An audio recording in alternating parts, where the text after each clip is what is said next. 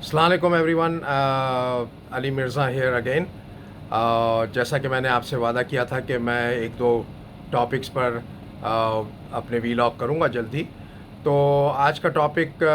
جو ہے خود حالات نے ڈیسائیڈ کر دیا، اور جس کا کہ میں نے وعدہ بھی کیا تھا کہ میں یہ وضاحت کرنے کی کوشش کروں گا اور اس پہ گفتگو کرنے کی کوشش کروں گا کہ ہمارے یہاں بار بار ماشاء اللہ کیوں لگتے ہیں، ہمارے یہاں کیوں اتنی انوالومنٹ ہے جرنلز کی پالیٹکس میں، اور کیوں نہیں جمہوریت کو پنپنے دیا جاتا، اور کیوں دہشت گردی کے واقعات ہمارے ملک میں بار بار ہوتے ہیں۔ آج بھی دیکھیے زوب گیریسن میں دہشت گردوں نے حملہ کیا، جس میں 4 سپاہی ہلاک ہو گئے اور 5 جو ہے وہ شدید زخمی ہیں۔ تو ایسا کیوں ہوتا رہتا ہے کہ بار بار ہمارے یہاں فوجی تنصیبات پر، سول تنصیبات پر حملے ہوتے رہتے ہیں، تھانوں پہ حملے ہوتے رہتے ہیں، اور سپاہی اور پولیس کے جوان مرتے رہتے ہیں، اور ہمارے جنرلز کے سینے پہ جو ہے وہ تمغوں کی لائن بڑھتی جا رہی ہوتی ہے؟ تو آخر ایسا کیوں ہے، جبکہ ہمارے برابر کے ملک میں انڈیا جس سے ہم اپنے آپ کو کمپیئر کر سکتے ہیں، کیونکہ ہماری نام نہاد آزادی اکٹھے ہوئی تھی، دونوں نیوکلیئر پاور ہیں، دونوں کا کلچر وغیرہ ملتا ہوا ہے، تو آخر ایسا کیوں ہے کہ ان کے پاس جو ہے وہ اس طرح کی صورتحال نہیں ہے، اور ہمارے یہاں یہ پرابلم بدستور چل رہا ہے اور 75 سالوں سے چل رہا ہے۔ انڈیا میں بھی شروع میں تھا، کچھ علاقائی کچھ صوبوں میں، تامل ناڈو میں اور ساؤتھ کی اور گورکھا وغیرہ، اس طرح کی بعض کمیونٹیز اور ایتھنک گروپس تھے۔ پھر پنجاب میں سرداروں کا مسئلہ تھا، لیکن انہوں نے ان سارے مسئلوں کو بڑی حد تک کنٹرول کیا ہوا ہے، اور وہ ایک حد سے زیادہ بات نہیں بڑھ پائی۔ ہمارے یہاں یہ اس طرح کے مسئلے کیوں ہیں کہ آئے دن پولیس کی چھاؤنیوں پر سینکڑوں کی تعداد میں لوگ مر جاتے ہیں، پولیس والے مر چکے ہیں، شہید ہو چکے ہیں، بچے اسکولوں پہ حملے کر کے شہید ہو چکے ہیں، مساجد پہ حملے ہو کے سینکڑوں ہزاروں لوگ شہید ہو چکے ہیں۔ یہ اس طرح کے دہشت گردی کے واقعات ہمارے یہاں کیوں اتنے کامن ہیں؟ فوجی تنصیبات پہ باقاعدہ حملے ہو جاتے ہیں، اور پتہ نہیں کہاں یہ ان ایجنسیز پہ جن پر بلینز اور بلینز آف روپیز خرچ ہوتا ہے، تو ان کو آخر اطلاع کیوں نہیں ہوتی، ان کے پاس انٹیلیجنس کیوں نہیں ہوتی کہ بھائی کیا ہوتا ہے؟ یہ آ کے جب سیاسی معاملات پہ بولتے ہیں تو یہ تو دعویٰ کرتے ہیں کہ ہماری اجازت کے بغیر کوئی ملک نہیں چھوڑ سکتا، اگر فوج اور ISI اجازت نہیں دیتی تو نہ تو کوئی صحافی ملک سے باہر جا سکتا تھا، اور کیسے کسی کی اجازت ہو سکتی ہے کہ وہ ملک کے حوالے سے کوئی بھی سیاستداں ایسا کوئی کام کرے کہ جو فوج کے خلاف بول دے؟ ہمیں تو ایک ایک پل لمحے کی رپورٹ ہے، اور ایک ایک پل کی رپورٹ ہے، اور کیسز بھی بن جاتے ہیں، وہ کیسز ختم بھی ہو جاتے ہیں۔ کیسز جب بنائے جاتے ہیں تو اس پہ سینکڑوں صفحات کے ثبوت اور گواہوں کے بیانات موجود ہوتے ہیں، جب کیسز ہٹاتے ہیں تو پتہ چلتا ہے جی FIA وغیرہ سب نے کہہ دیا کہ ہمارے پاس کوئی ثبوت نہیں ہے۔ اب اس کی جو مین وجوہات ہیں وہ 3 ہیں۔ ایک تو یہ کہ پاکستان میں جمہوریت کو پنپنے ہی نہیں دیا گیا، لہٰذا جب جمہوریت نہیں ہوتی تو پھر دہشت گردی ہوتی ہے، پھر لوگ دوسرے طریقوں سے سامنے آتے ہیں، اور پھر اسی طرح کے واقعات پیش آتے ہیں۔ جبکہ انڈیا میں جمہوریت کو پنپنے کا موقع ملا تو آپ دیکھیں کہ وہاں پر اس طرح کی شدت پسندوں کو کنٹرول میں رکھا جاتا ہے، اور وہاں اس طرح کی سنگین صورتحال روزانہ نہیں پیدا ہوتی کہ عوام اور تمام ادارے جو ہے وہ دہشت گردوں کے حوالے سے خوف و ہراس میں مبتلا ہوتے ہیں۔ دوسری چیز جو ہے وہ یہ ہے کہ ان میں سے اکثر تنظیمیں جو ہیں وہ خود ہمارے حساس اداروں اور ISI وغیرہ کی اسپانسرڈ ہوتی ہیں، تو خود کہہ چکے ہیں کہ یہ ہمارے اسٹریٹجک ایسیٹس ہیں۔ تو جب آپ کے ایسیٹس ہیں اور آپ نے ان کو پروموٹ کیا تو ایک نہ ایک دن یہ لوگ آپ کے قابو سے باہر ہو جاتے ہیں، جب ان کے مفادات آپ کے مفادات سے ٹکراتے ہیں، اور جب وہ زیادہ اپنے آپ کو طاقتور سمجھنے لگتے ہیں تو وہ آپ سے بھی پھر پنگا لیتے ہیں، کیونکہ جیسا what goes around comes around.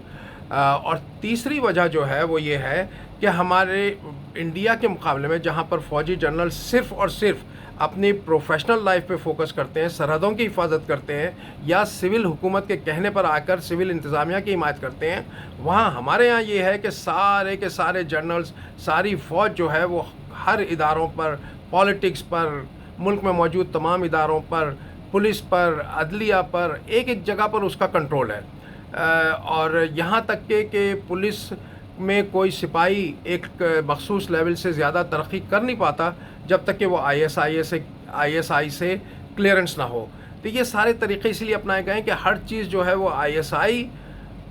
اور ملٹری انٹیلیجنس اور چند فوجی جنرلز جن کے پاس اقتدار ہو، جن کے سینوں پہ لمبے لمبے تمغے لگے ہوتے ہیں جبکہ سپاہی شہید ہو رہے ہوتے ہیں، تو ان کے پاس یہ کنٹرول رہا. آخر ایسا کیوں ہے؟ اس کی 2-3 وجوہات ہیں، اور ہمیں یہ کہنا ہوگا، ہمیں we have to recognise the elephant in the room. ہم یہ جو بار بار خالی اسٹیبلشمنٹ کا لفظ کہہ کر اور یہ کہہ کر کہ جی انہوں نے اسٹیبلشمنٹ نے یا نادیدہ طاقتوں نے ایسا کر دیا اور ویسا کر دیا، اس کے بجائے ہمیں we will have to take the bull by the horn and call the spade. We can not deny it any more. تو یہ ایسا کیوں ہوتا ہے؟ اس کی دیکھیے وجہ یہ ہے کہ بدقسمتی سے جب ہمارے جنرل ینگ ایج میں یہ دوسرے ممالک جاتے ہیں ٹریننگ کے لیے، جب یہ میجر کیپٹن ہوتے ہیں تو ٹریننگز وغیرہ کے لیے جب دوسرے ملکوں میں جاتے ہیں تو بدقسمتی سے ان میں سے کچھ کو یہ جن ممالک میں یہ ٹریننگ کے لیے گئے ہوتے ہیں ان وہاں کی ادارے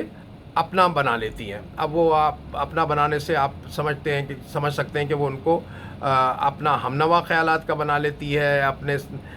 ساتھ مل کے کام کرنے کے وعدے لے لیتی ہے، اور بیسکلی ان کا جو ہے وہاں سے ذاتی مفاد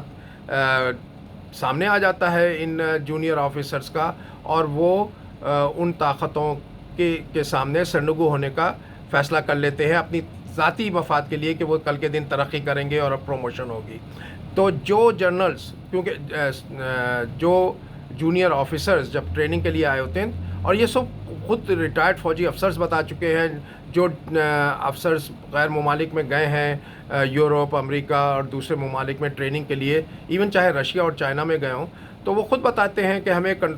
ریکروٹ کرنے کی کوشش کی گئی، اور ہم جن لوگوں نے منع کر دیا وہ ریٹائرڈ ہو گئے پاکستان واپس جانے کے بعد، میجر کرنل کے پوسٹ پہ پہنچنے کے بعد زیادہ سے زیادہ. اور جن لوگوں نے ریکروٹ ہونے پہ رضامندی ظاہر کر دی، ان کو جو ہے پھر یہ جب واپس آتے ہیں یہی کیپٹن اور میجر اور کرنل جو کہ راضی ہو جاتے ہیں اس بات پر کہ بھائی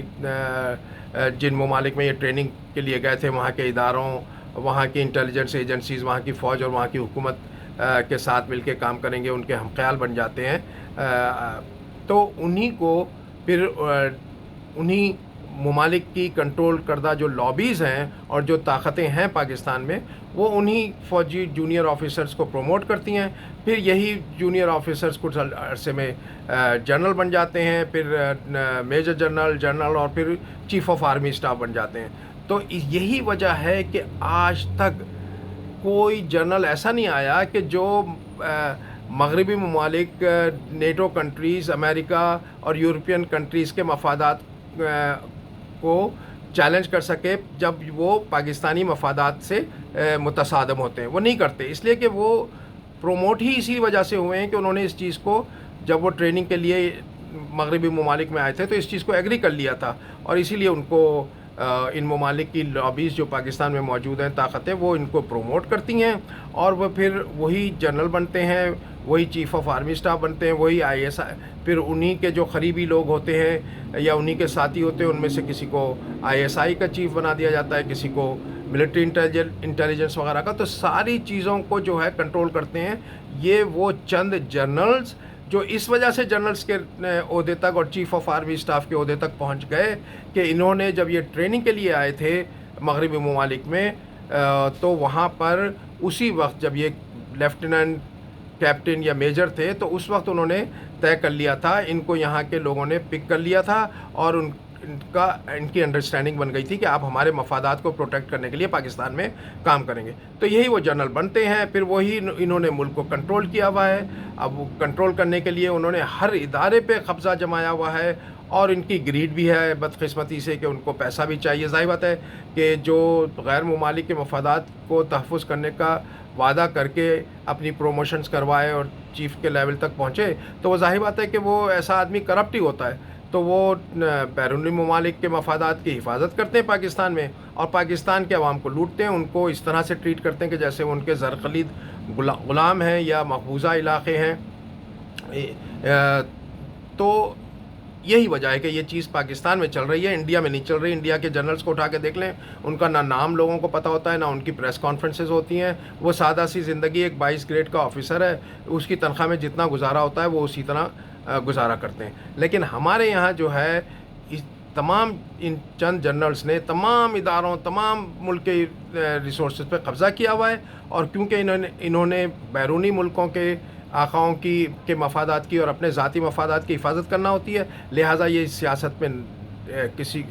جمہوریت کو پنپنے نہیں دیتے، اداروں پہ اپنا کنٹرول کیا ہوا ہے۔ اور یہی وجہ ہے کہ پاکستان میں بار بار ماشاءاللہ لگتے ہیں، اور پاکستان کے مسائل کی بنیادی وجہ یہی ہے کہ 35 سال تک ان جنرلز نے سامنے آ کے حکومت کی ہے، اور باقی 35 سال کرپٹ سیاستدانوں کے ذریعے، کرپٹ ججز کے ذریعے، کرپٹ اداروں کے ذریعے، کرپٹ پولیس کے ذریعے کی ہے حکومت۔ اور یہ جان بوجھ کے ان اداروں کو کرپٹ کیا گیا ہے، اور جان بوجھ کے ان کو مختلف قوانین کے تحت ماتحت بنا دیا گیا ہے پاکستان کے حساس اداروں کا اور ان چند جنرلز کا۔ تو یہ وجہ ہے کہ یہاں بار بار کنٹرول ہوتا ہے۔ اب ظاہری بات ہے کہ جو جنرلز ان ایکٹیویٹیز میں بیزی ہو جائیں، پولیٹیکل مینیورنگ میں، پولیٹیکل انجینئرنگ میں، اور سیاست اور اداروں کو کنٹرول کرنے کے لیے مصروف ہو جائیں، اور اس بات میں مصروف ہو جائیں کہ وہ پیسے بناتے رہیں، تو ظاہر بات ہے ان کی توجہ ملک کی دفاع کی طرف تو اس طرح نہیں ہو سکتی 100%۔ نہ ان کو حالات کا پتہ ہوتا ہے کہ کیا ہو رہا ہے، اور پتہ بھی ہوتا ہے تو وہ انجان بن جاتے ہیں اور ایسے معاملات ہونے دیتے ہیں تاکہ یہ بھی ایک مینوپولیٹ کر سکیں اس سچویشن کو کہ جی ہماری ضرورت ہے، ہمارے بغیر یہ ملک میں امن ہو ہی نہیں سکتا۔ تو یہ غلط ہے، لہٰذا پاکستانی عوام کو یہ سمجھنا چاہیے۔ اور اب کئی سیاستداں، کئی لوگ کہہ چکے ہیں کھل کے کہ یہ تمام برائی کی جڑ جو ہے وہ یہ چند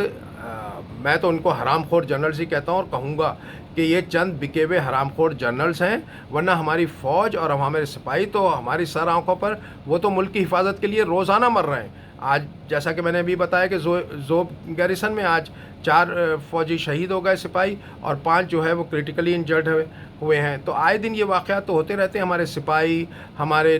junior officers, lieutenant, second lieutenant, lieutenants, major, یہ شہید ہوتے رہتے ہیں، اور جنرلز کے سینوں پہ تمغے بڑھتے رہتے ہیں، ان کی پیٹ بھی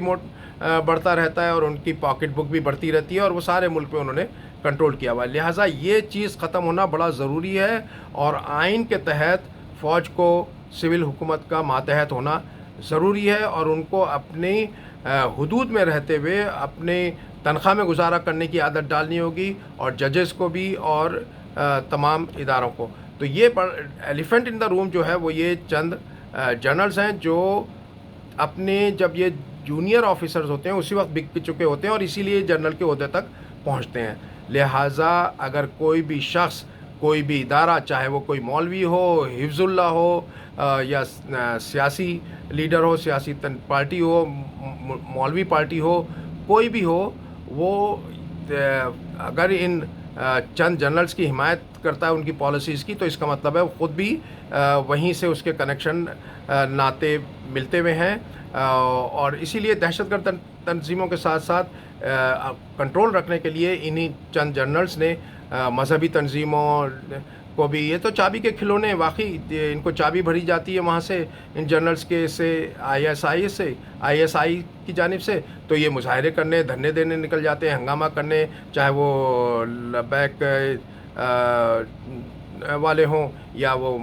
ملا فضل الرحمان والے ہوں، یا کوئی اور تنظیم کے لوگ ہوں۔ اور پولیس کو تو انہوں نے غلام بنایا ہوا ہے، وہاں تو ترقی نہیں ہو سکتی جب تک کہ آئی ایس آئی سے اپروول نہ آئے، تو ظاہر بات ہے پھر پولیس والے بھی ان کی سنتے ہیں۔ لہٰذا ہمیں اس ایشو کو